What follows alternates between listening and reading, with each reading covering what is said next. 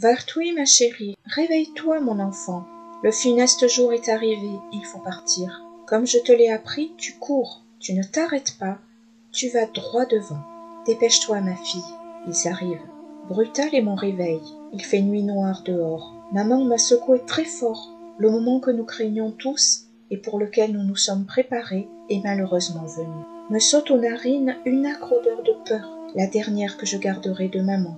Le parfum rance de sa sueur qui dégouline et trempe sa chemise. Sa transpiration et ses pleurs se mêlent. Elle est terrorisée. Ses dents s'entrechoquent, mais malgré tout, elle essaie de me sourire à travers ses larmes. J'enfile rapidement ma paire de babouches vertes, celle avec le bout recourbé doré que m'a fabriqué mon oncle Vartam. Je n'ai pas d'autre bien, excepté mon cadeau d'anniversaire que je glisse dans la poche de mon tablier. Je me mets à courir sans regarder derrière moi, un pied devant l'autre. Le désespoir m'empoigne le cœur de ses griffes glacées. Mes pas m'emmènent rapidement hors du petit village de Yesinga où je suis née. Le vent glacial m'apporte des relents nauséabonds de mort et de fin de monde. J'ai froid malgré ma course folle. Le sable crisse sous mes pieds, témoin que je ne rêve pas. L'étouffante immensité du désert se referme sur mon petit corps de jeune fille. Je suis née la dernière année du 19e siècle. Je viens de fêter mes 16 ans. Je tâte le cadeau offert par mes parents. Le contact du verre lisse me rassure. Je cours dans la nuit, depuis des heures déjà. Cours droit devant, m'a dit maman, quand on a commencé à s'entraîner à fuir. Quand on a entendu que notre village pouvait être menacé. Quand les meurtres ont commencé à se multiplier dans le pays. Elle m'a dit, ne t'arrête jamais, Vartoui, ma fille. Il en va de ta survie.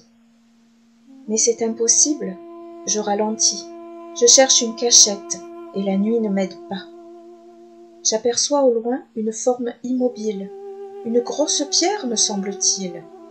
Je n'aime pas désobéir à mes parents, mais j'ai besoin de souffler, de reprendre des forces. Arrivé à la hauteur du monticule, j'ai un haut-le-cœur.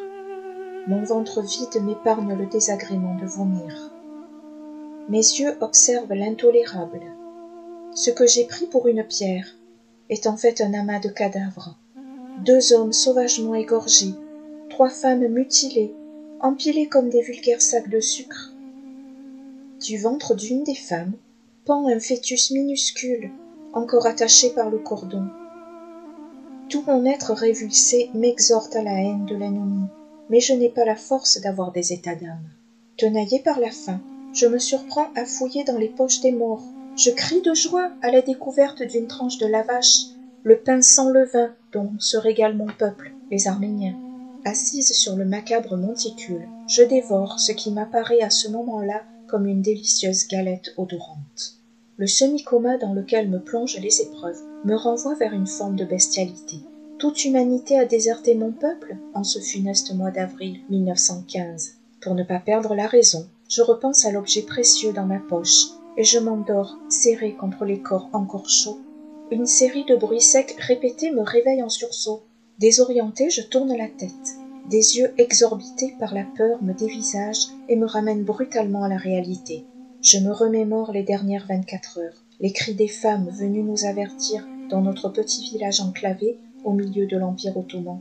Le dernier regard de maman qui me pousse hors du futur carnage, hors de sa vue, vers ce qu'elle pense être mon salut. Avant de quitter mes compagnons d'infortune, je pense à refermer leurs paupières vides de vie. Être privé de sépulture sera déjà pour eux une terrible punition. Courir sans se retourner, d'accord, mais pour quel avenir? Mon cerveau accuse la fatigue et les privations. Il fait grand jour à présent. Les relents fétides de décomposition me harcèlent de toutes parts. Je me mets à genoux et prie. Mon Dieu, ne m'abandonnez pas.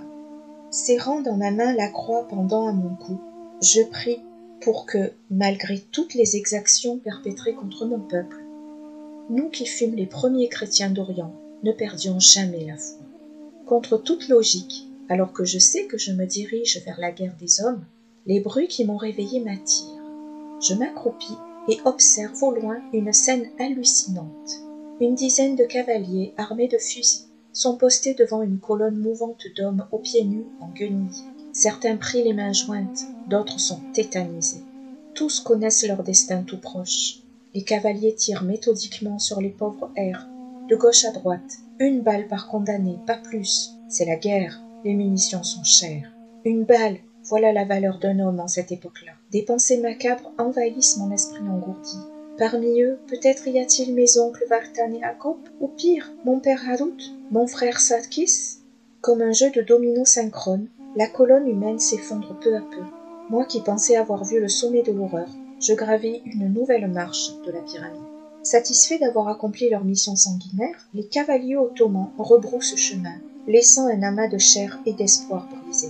Une force venue de nulle part m'incite à me baisser et à ramasser les douilles et les balles perdues, laissées sur le peloton d'exécution. Sans un regard pour les malheureuses victimes du premier génocide du XXe siècle, je fourre dans mes poches les précieux morceaux de métal qui me garantiront une monnaie d'échange contre mon prochain repas. Tout à ma tâche, je n'ai pas vu venir le souffle qui me plaque brutalement au sol. Complètement abasourdi, je sens un liquide chaud couler de mes oreilles. Mes yeux lavés de toutes les larmes que j'ai versées sont aveuglés, d'abord par une énorme lueur, puis par un nuage de poussière. Le sable soulevé par l'explosion remplit l'atmosphère déjà viciée par les odeurs fétides des fluides corporels des morts mêlés aux miens. Complètement sonné, je trouve le courage de me lever pour continuer de fuir, comme me l'avait ordonné maman. Arrivé devant le cratère laissé par l'obus, je réalise que pour moi, c'est la fin du voyage. Mes forces m'ont abandonné, la cruauté des hommes m'a enlevé tout espoir. Brisé, je me couche dans le trou béant dont se dégage une odeur suffocante de fumée. Je prie une dernière fois pour que le Seigneur, dans sa grande béatitude, me rappelle rapidement à lui. Apaisé par cette pensée, je sors de ma poche le flacon de parfum qui m'a fait office de compagnon de voyage. Je l'ouvre, les effluves de rose envahissent mes narines douloureuses. Un sourire de bonheur sera mon masque mortuaire.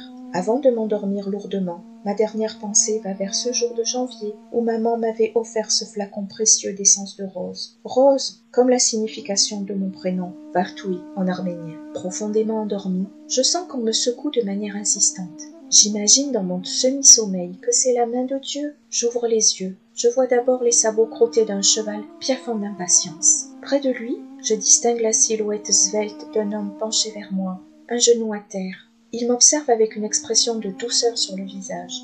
D'instinct, je sais qu'il n'est pas un ennemi. Il me dit dans ma langue « Petite, comme toi je fuis les bourreaux. En passant devant ce trou, j'ai cru que mon imagination me jouait des tours. Mes narines ont respiré le parfum de la confiture de rose dont je raffole. J'en avais l'eau à la bouche. Je me suis approchée et je t'ai vu endormi, souriant, alors que tu n'as dû voir jusqu'ici que des horribles drames.